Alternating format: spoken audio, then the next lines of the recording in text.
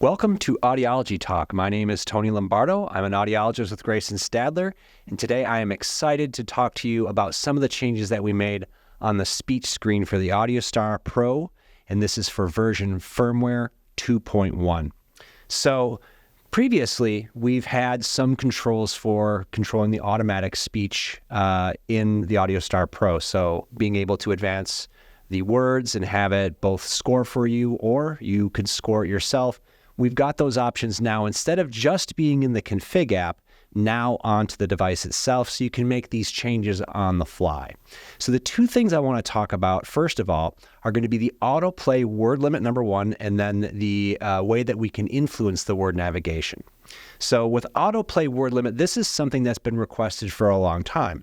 When we engage the autoplay features on the AudioStar Pro with the interrupt button, this is going to set into motion the word list that we've chosen to start to play. So there are two things that I want to point out that are new on the tone screen for speech navigation. Number one is the autoplay word limit.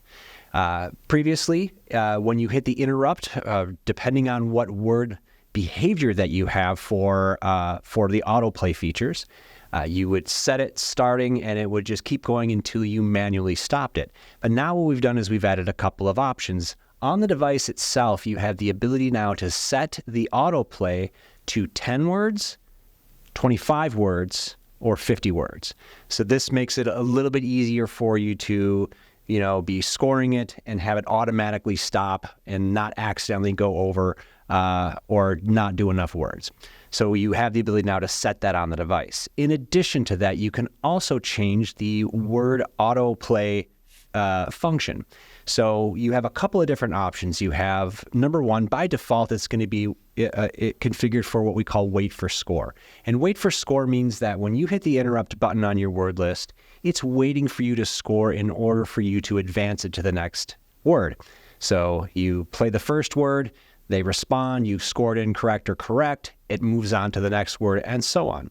The other option would be time expire correct. And the other option beyond that is time expire incorrect, and then time expire no score. And with these, it's essentially, it will wait for a few seconds, and you are able to define that. So anywhere from like 1 second up to 5 seconds between the words, giving your patient a chance to answer. So what this is going to do is it's going to allow you to set that behavior right there on the screen. So wait for score correct. It's going to wait that period of time, mark it correct. Incorrect, it's going to mark it incorrect. And of course, you have the ability during the test to override that. So if you have it, for example, set to wait for score correct, if they make an error, just hit incorrect before the next word is completed, and that will adjust the score appropriately.